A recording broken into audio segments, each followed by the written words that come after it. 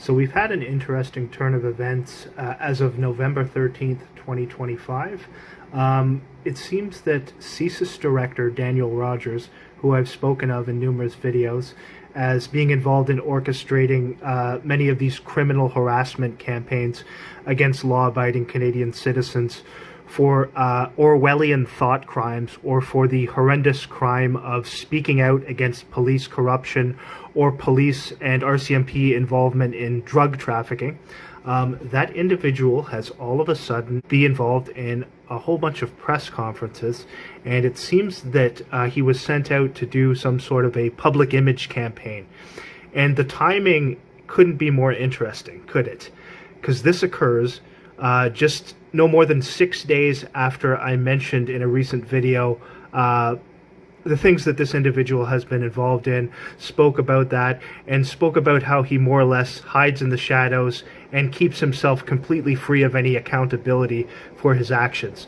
So in order to do some damage control on that and to attempt to deceive the public into thinking that this criminal is somehow doing things in the best interest of Canadians, they've trotted him out onto the world stage for a bunch of press conferences, and he gets asked a bunch of questions which he was obviously told about in advance so that he would know how to answer them. A bunch of softball questions from the controlled propaganda networks such as the CBC, CTV News, who routinely lie to you about literally everything. So they've trotted Dan Rogers out there, and if you think it's a coincidence that they're just trotting him out there after I spoke about what he's been involved in that recent video, you're a bit naive. Just looking at the fact that my videos receive low view counts, don't be fooled by that. YouTube lies about the view counts all the time, and they suppress anyone real who exposes corruption while promoting actors such as those Freemason auditors who they promote all the time, staging fake interactions with the police and intentionally acting in crazy and unbalanced manners so as to discredit people who really expose police corruption. Again, I have a strong suspicion that CSIS and Dan Rogers also play a close role in that deception as well, with planning a lot of these staged videos where people are sent out, many of them drug addicts, to pretend to expose police corruption while acting like total fools and while going out to provoke altercations, just so they seem like total idiots, to discredit anyone who speaks the truth about the realities regarding police corruption in Canada. So the timing couldn't be more perfect, could it, for Dan Rogers? I guess it's just a coincidence that they set up all these press conferences to try and do some damage control for his public image. Also because of the fact that I spoke the truth in saying that he does completely hide in the shadows, and he is completely insulated from any accountability for his actions, while his organization routinely breaks Canadian laws and criminally harasses law-abiding citizens whom he has wrongly, falsely declared domestic terrorists simply for the crimes of speaking the truth or having opinions which differ slightly from the controlled media narratives that you must accept if you are part of the Canadian communitarian system. So we'll go through a little bit of the footage here, and again, we have to start this off by saying what we say whenever one of these Freemason psychopaths is trotted out onto the world stage to recite a script that they've memorized. What we have to understand is these people speak through lies and inversion. So they will invert the truth and basically speak in reverse in terms of everything is an inversion and a lie and deceit, exaggeration. They may mix in a few fragments of truth only for the purposes of emotional exploitation. So the plan that they've used here with this is to use the usual emotional exploitation to try and deceive people into thinking that they're doing a good thing. And of course, to do that, they talk about children in the video, because immediately if you talk about things like, as what Daniel Rogers is going to talk about here, claiming that children are somehow being radicalized online, so he claims, instantaneously they're going to use that as emotional deceit, emotional exploitation to try to get you on their side, simply because they're talking about children, and trying to portray it as if they themselves are looking out for children, when in reality what they're doing now, as per these things they're putting out, is it seems that they are actually monitoring children as well, and what they're looking at online, to make sure that they stay focused on state-funded material, and anyone who starts to look into the truth and deviate from the state-funded lies of the CBC and CFTO News and these other state-controlled propaganda networks, well, Dan Rogers has to then assume that they are being radicalized simply for being able to think.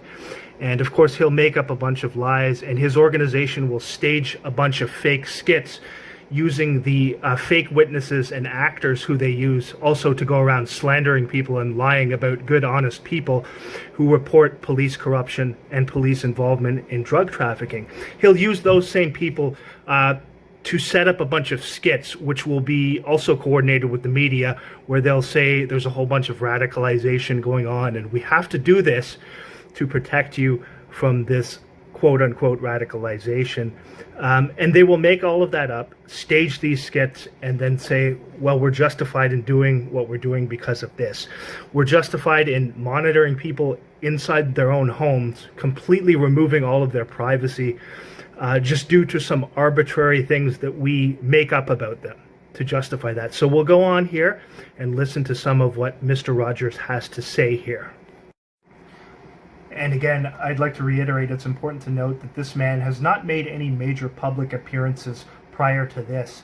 And his first major public appearances and these press conferences come less than a week after I spoke about the things that he was involved in that video. So if you think it's coincidental, you should also look at the fact that many of these same Canadian propaganda networks, after my discussing in my videos the clear and obvious involvement of the police, CSIS, and the RCMP in facilitating the distribution of hard drugs throughout Canada, immediately a bunch of fake stories come out claiming that police have busted all these drug dealers. It's all just damage control. And this is also damage control, trotting this Freemason psychopath out to recite this script of lies which he's memorized, and to go through these generic talking points to try and deceive people into thinking that his organization, which works to criminally harass law-abiding citizens throughout his country, who have done nothing more than spoke the truth or expose corruption, is somehow doing a good thing. He has to deceive you into doing this. And so they will use the usual emotional manipulation where they bring children into it. They have to exploit children and bring them into it and lie to you about that, to try to get you on his side and to support the crimes that he's committing, and covering up behind this veil of false security for the country. Distinguished guests, members of the press, and fellow Canadians, thank you for joining me today and allowing me to provide you with an update on the security challenges facing Canada. Invité d'honneur, membres de la presse, concitoyennes et concitoyens canadiens, merci d'être ici aujourd'hui et de me donner l'occasion de parler des défis auxquels fait face le Canada en matière de sécurité. It's my first time addressing Canadians as the director of CSIS, and I do so at a time when Canada's national security environment is more complex and dynamic than at any point in recent memory. Polarization and radicalization are on the rise, and social cohesion is eroding. And what would be the cause of that?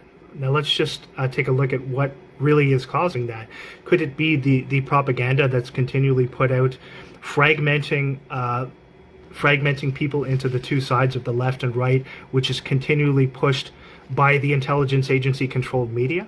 I mean, I would think that would be part of that, and you're claiming that you want to stop those types of things, yet you yourself and your organization are the ones fully condoning those things, because it's well known that the intelligence agencies have a tremendous amount of influence over the propaganda that is put out by our controlled media organizations. So again, more hypocrisy here. He's talking about a problem that he and his organization are in fact involved in, and telling you that he's trying to solve the problems that they themselves are creating. Hegelian dialectic 101. So it's interesting to note that Daniel Rogers talks specifically about people trying to cause division and to, as he puts it, as he hints at, interfere with the democratic process in Canada. So just to illustrate a point here, I just want to talk about this picture here briefly. This picture is from one of the recent staged state-sanctioned protests. I believe it was from the anti-immigration protest that they put on, a theatrical performance, more than a protest, but that they put on in Toronto a few weeks back, or maybe a month ago. And I just want to draw your attention to this individual here who's standing there with his arms splayed out that way, in that almost mocking crucifixion pose, which is, again, because these people, in reality, they hate Christianity, but they just assume these fake roles with these Freemasons, playing these controlled opposition roles, and then they present them in all the fake alternative media, and also in the mainstream controlled Canadian media, present them as these mouthpieces for each side. So this guy obviously is more for the right side, and then they have their equally controlled Freemason people who they use on the right to set up these fabricated, contrived altercations, which they then use as an excuse to bring in the police and shut down the protest and say, okay, we can't have this anymore because there are all of these violent clashes and these extremists clashing and all this nonsense. But something more here. I want you to look at that individual's right arm. And if you look closely at his right arm, you will see a symbol tattooed on his right arm. And that symbol is that hand, sort of a hand symbol with a large eye in the middle of it. And that symbol is directly associated with the Kabbalah, which is the Jewish Kabbalah and mysticism, which is heavily promoted within Masonic lodges. Okay, so let me just show you a few pictures of that, just to show you that it corresponds with what he has tattooed on his arm there. And let's also note that this is one of the people who is, I guess you would say, on the quote-unquote right-wing side of these staged manufactured protests. So we can see clear connections to Freemasonry and to the Kabbalistic belief system here, which they heavily promulgate within Masonic lodges. Let's take a look at a few images of that symbol as well, just to confirm. And these are just a few images I found doing a brief Google search for the Kabbalistic symbol of the hand and eye, and you can see here the sort of rainbow color around it. Same symbol as the tattoo as he has, and that tree in the middle is the Kabbalistic tree of life, or I believe, is it referred to as the Sephiroth tree? I believe it's might be called that, something along those lines, but it's the tree of life in the middle anyway, as they refer to it there. And then the Kabbalistic symbolism, very much like the tattoo that individual has on his arm. And then a second picture here, you can see the same symbol there, with the symbol of the all-seeing eye in the middle, and then of course the pyramid symbol in the middle as well. So of course these symbols, if you understand, many of the most important writers within Freemasonic circles, such as Manly P. Hall, speak about the importance of signs and symbols to Masons, and how there is a veneration for these things, and how they speak through signs and symbols many times, a lot of times, instead of words. They can communicate through signs and symbols instead of words. So you see the symbol that individual at the protest is clearly showing there on his arm. The Kabbalistic symbol of the hand with the all-seeing eye, also known as the Eye of Horus, in the middle of it. And then I just want to show you Exhibit B. And this is another photo from the same protest. And here you will see a picture of one of the leftist protesters. Could be one of those people with that state-funded organization which they refer to as Antifa. I'm not sure if this guy's a part of that, but he's from more of the leftist side in these theatrical staged protests. And you can see the banner that he's carrying there has kind of a skull and bone symbol, almost like that pirate symbol, that symbol that you'd see associated with pirate ships.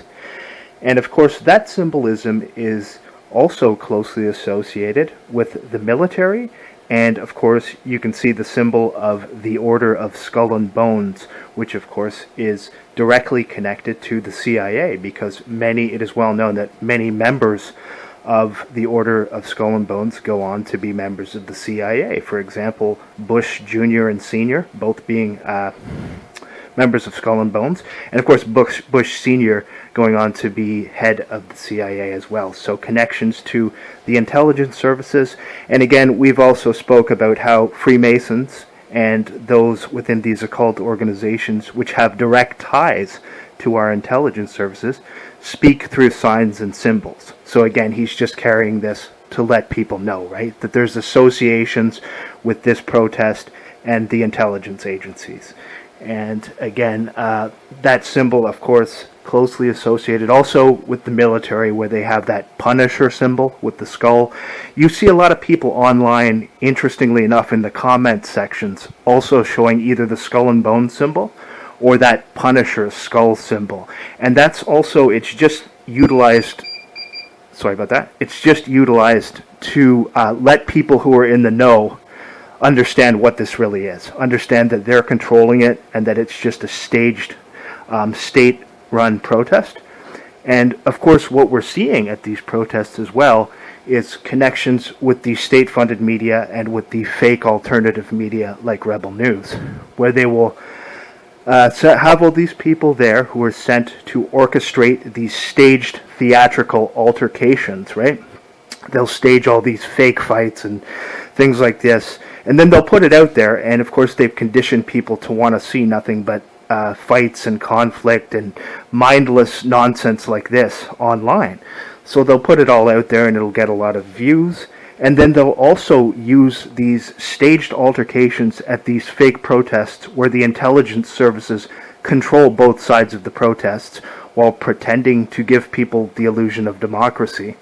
And then they'll use it as justification because of all these staged fights and fake altercations that they've set up between their state-funded actors to justify bringing in the police and shutting down the protests and saying, well, look what happens. Every time we give you people the right to go out and protest, there's all of this violence and chaos.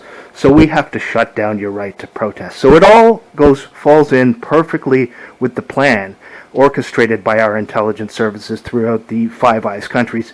And interestingly enough, you can see almost these identical methods being used in all of the Five Eyes countries, with these staged theatrical productions in which Freemasonry and our intelligence services are associated with controlling both sides and having these people manufacture this fake orchestrated conflict so as to justify bringing in more and more police, and then having the media organizations say, well, look at what these protesters are doing, violent clashes all the time.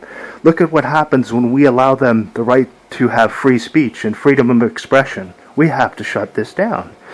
What they're not telling you is the vast majority of the people out there are just people who they send in to orchestrate these manufactured clashes.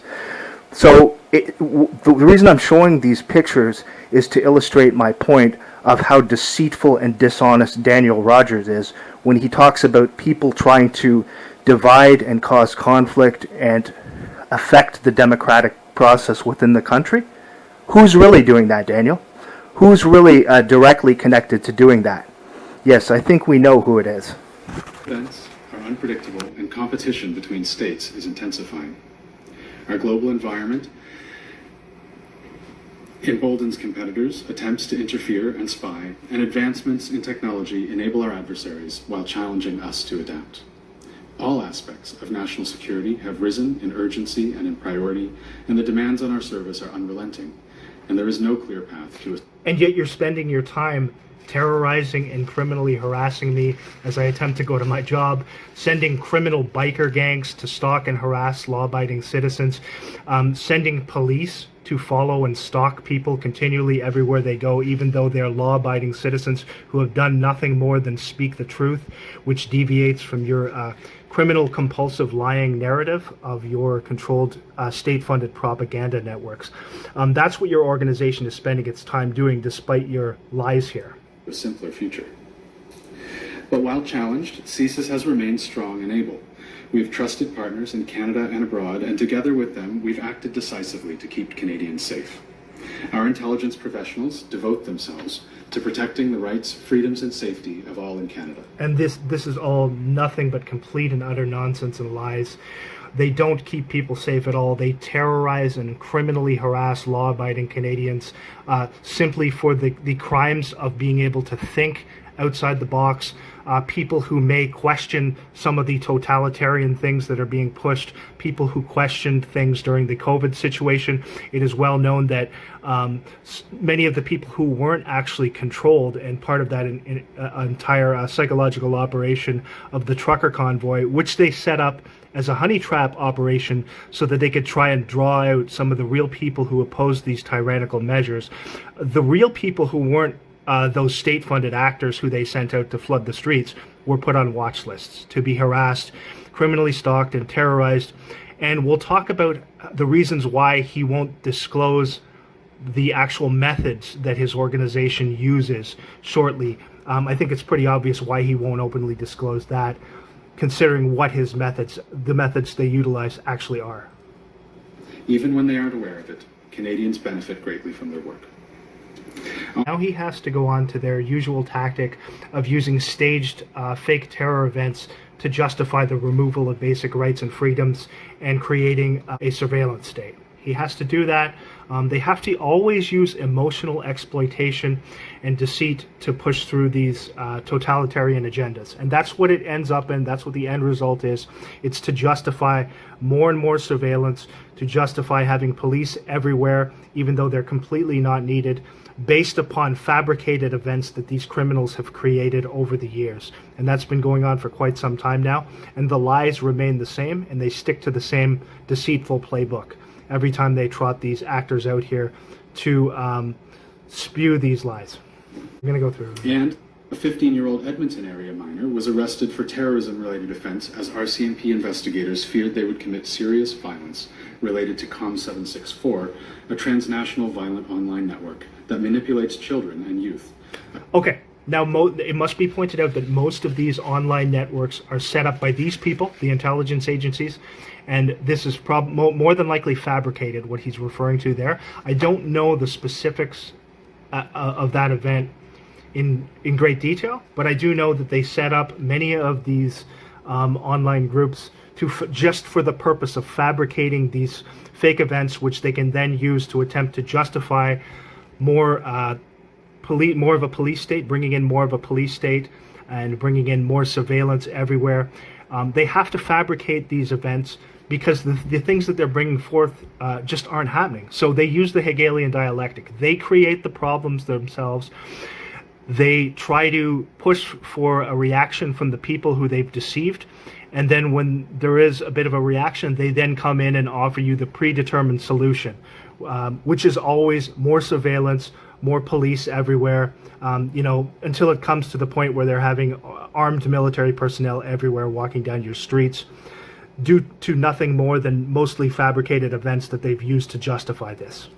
Across widely accessible online platforms. And only a few kilometers from so what he says in this regard is to be taken with a grain of salt, based on the irrefutable proof that they have continually, time after time, staged these events to justify bringing in more and more unnecessary security and to create a police state and to create a surveillance state. When you've lied over and over and over again about these things, everything you say has to fall under scrutiny. Late 2023 and early 2024, two 15-year-olds were arrested in Ottawa for allegedly conspiring to conduct a mass casualty attack targeting the Jewish community in Canada's capital.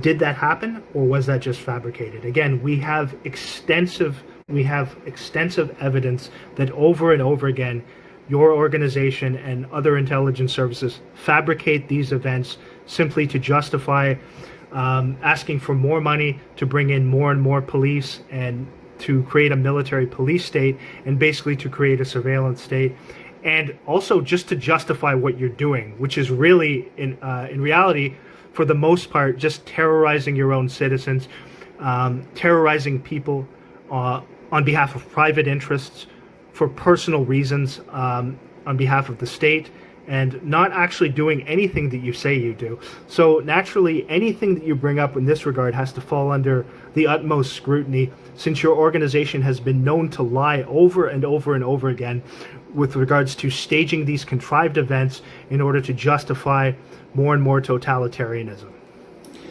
Clearly, radicalized youth can cause the same harms as radicalized adults. But the societal supports for youth may help us catch radicalization early and prevent it.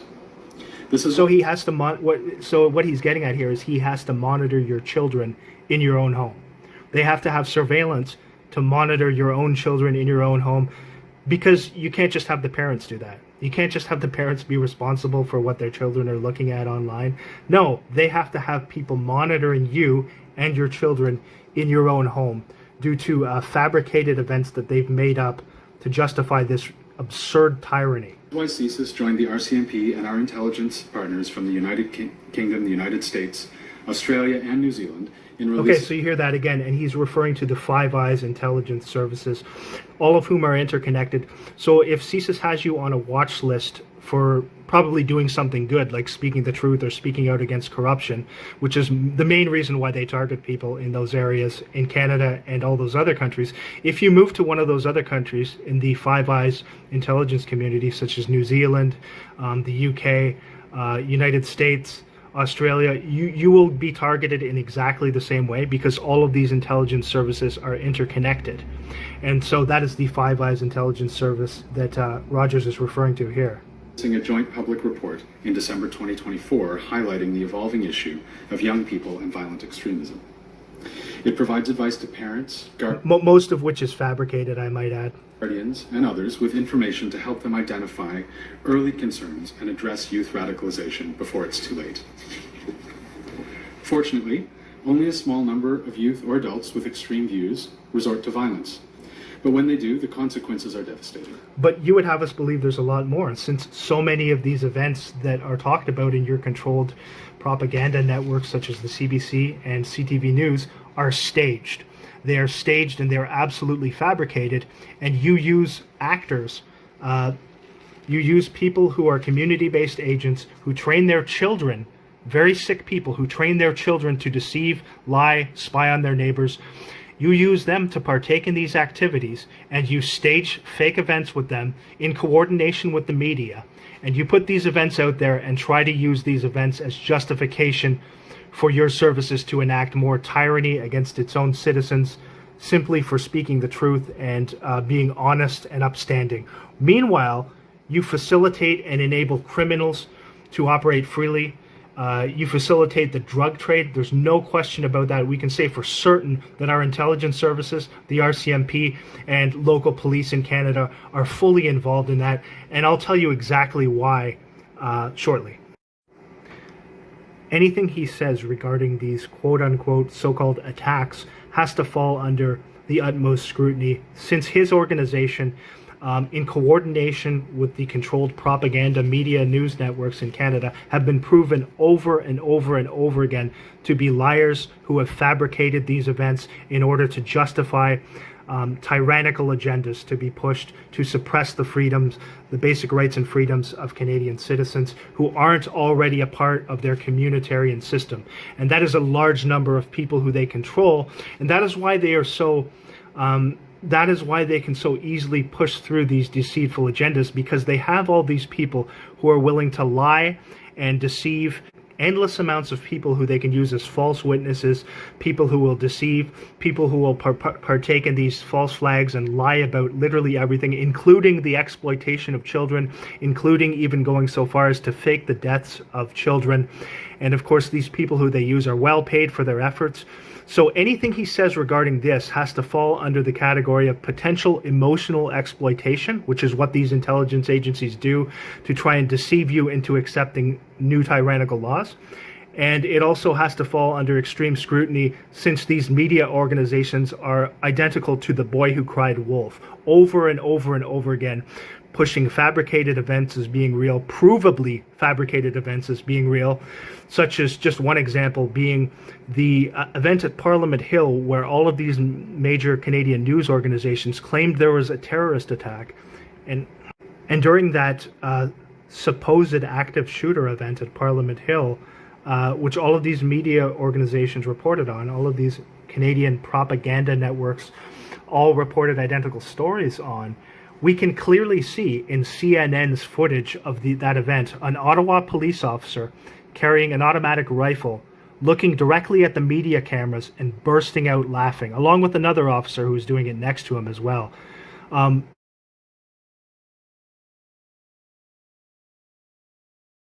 Is that something that you would be doing if you were actually dealing with an active shooter event? Obviously not. Not only is there deceit involved, there is mocking deception involved, and they're literally mocking the people who they are attempting to deceive with these things.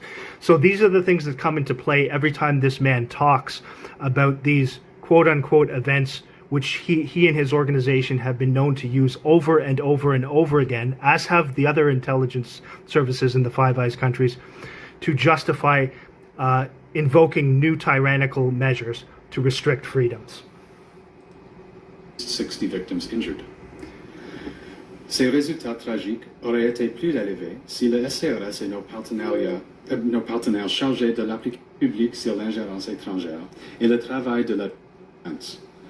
Also, alongside Public Safety Canada's Counter Foreign Interference Coordinator, we partner with ethnic, religious, and cultural communities. Dialogue with them serves equally to share our information about transnational repression and to help us better understand their experiences. So they're also heavily pushing the blame China narrative, which is a common recurring theme throughout all of these Five Eyes intelligence areas, where they have these people come out and lie and, in coordination with the controlled media, blame everything on China. Blame everything on supposed Chinese interference. Yet again, I come back to a point that I've made over and over again. We have some of the most sophisticated technology available anywhere. And this also ties in with drug trafficking and how all of these narcotics are somehow getting into the country despite the resources available to people like this man and the other organizations who his organization are closely intertwined with. They have all of this technology, yet somehow that's just being able to occur. I mean, how is that possible? How is it possible that you have technology that allows you to spy on law-abiding citizens in their homes so that you can criminally harass them, but somehow you can't use that same technology to locate people who are dealing drugs, to locate these crime syndicates that are used to run drugs throughout the country? I mean, it's pretty obvious that technology is not being used for what you say it's being used for, but for other more nefarious reasons. Because if you were really using that technology that you have to its full potential, you'd be able to stop all drugs from coming into the country almost effortlessly.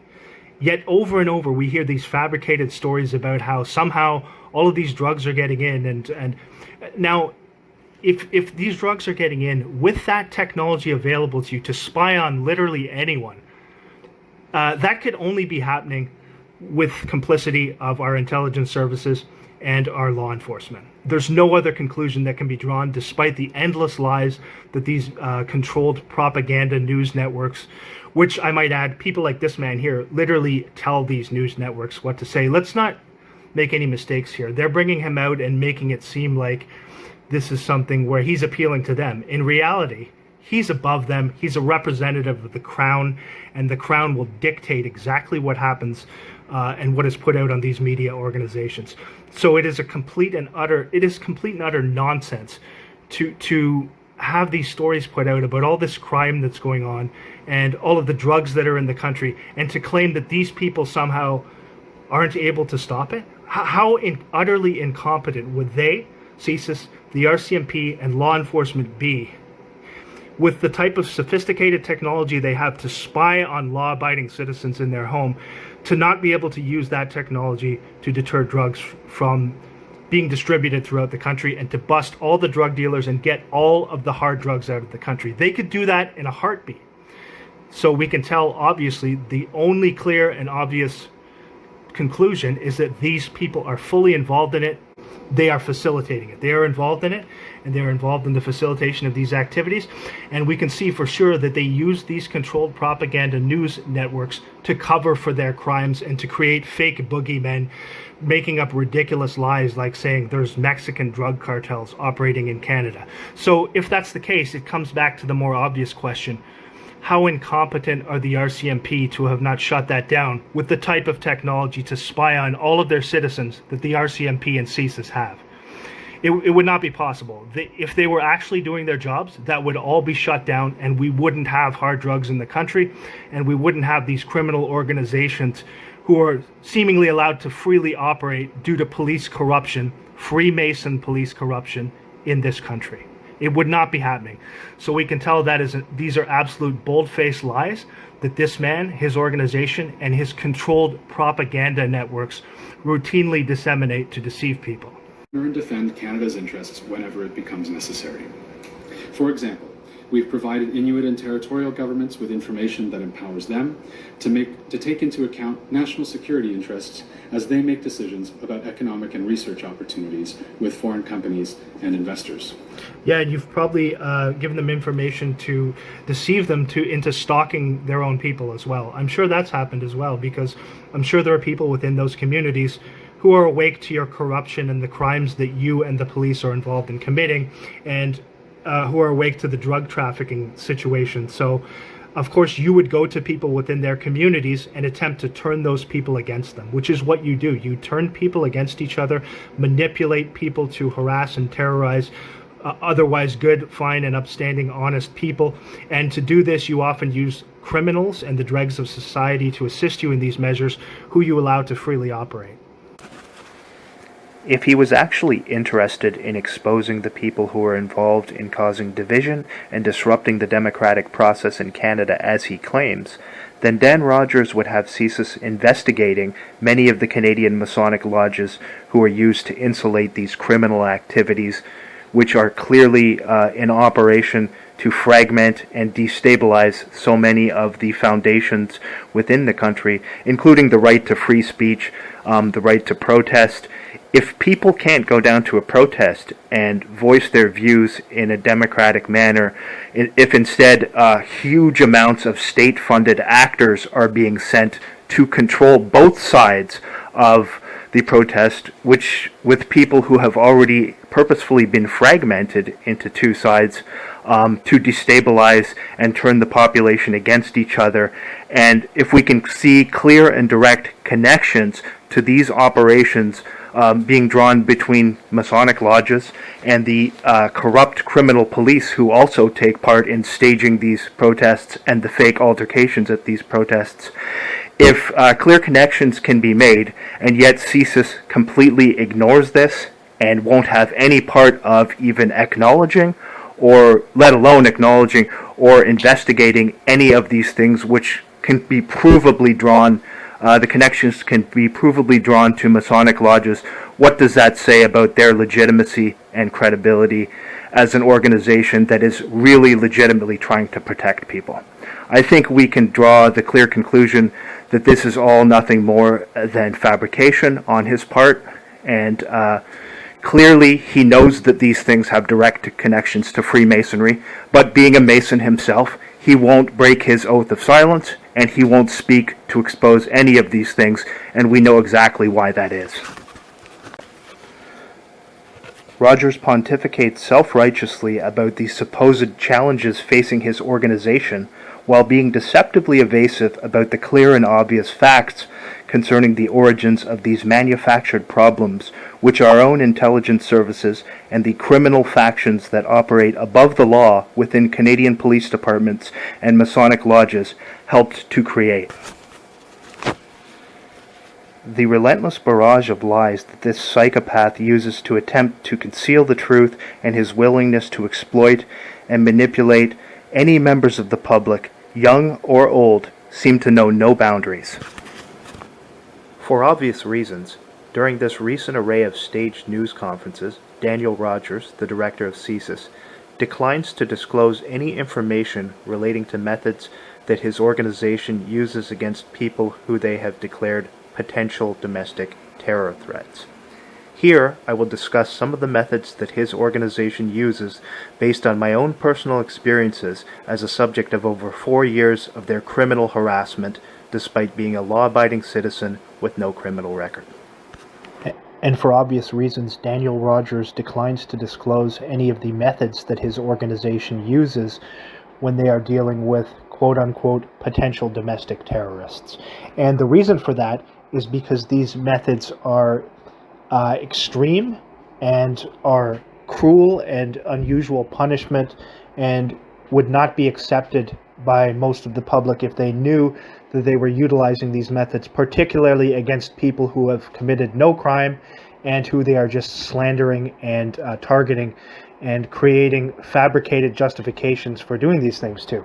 So since he won't disclose that, I can disclose some of these methods since I know what they are, having been subjected to these attacks by CSIS and the RCMP and police in Toronto, Gatineau, and Ottawa, starting back in, first awakening to it in the summer of 2021. So it's been going on now for 4.5 years. And having moved to a different area and into a different province, these same methods still are being utilized and these same things are being done.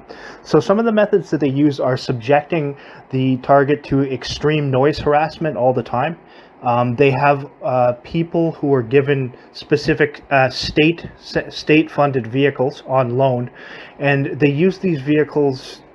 They're tampered with, the engines are tampered with so that they make extreme and excessive noise. They will send these cars to follow subjects of their harassment campaigns around everywhere they go. For me, they send them to drive back and forth continually out in front of my workplace all throughout the night, since I work the night shifts and I work alone.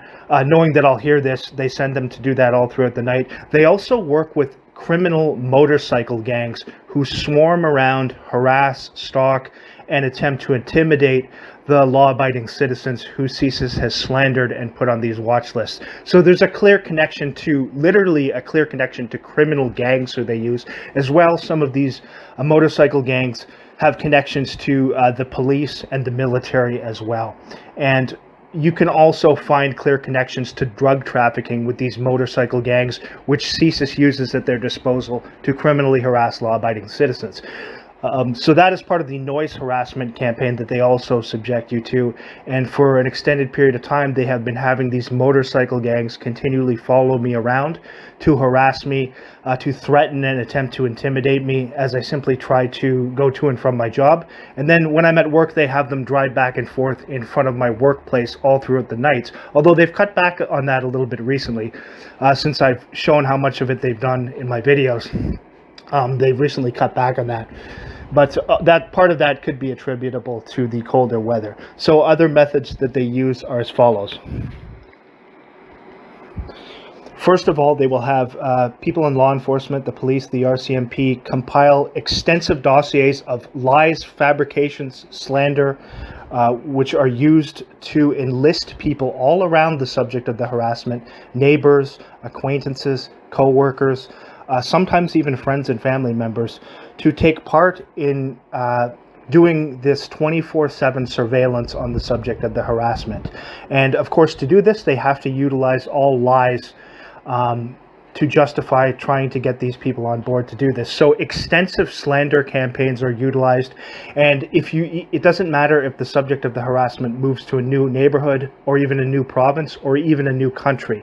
The same slander campaigns will be run there where the corrupt Freemasons in local law enforcement, as well as Freemasons within these communities, will be used to go and spread extensive lies about these people so that they can enlist people to do what is essentially criminal harassment and stalking and do illegitimate, illegal surveillance against these people who they're harassing. So that's another method there that they utilize. And for obvious reasons, Daniel Rogers won't talk about that in front of the media. Another method that they use is having these same people who they've enlisted follow the subjects of their harassment around. They will have people follow you even into retail establishments and in grocery stores. They will have specific CSIS people or people who they've enlisted to enter the store when you enter, to follow you around, often to attempt to provoke altercations to try and get the subject of the harassment to respond in some way which can be used for further slander. So they will have agent provocateurs wherever the person goes. And in many cases, they will attempt to provoke. For example, I have footage of one of these individuals who'd shown up at multiple different locations where I was.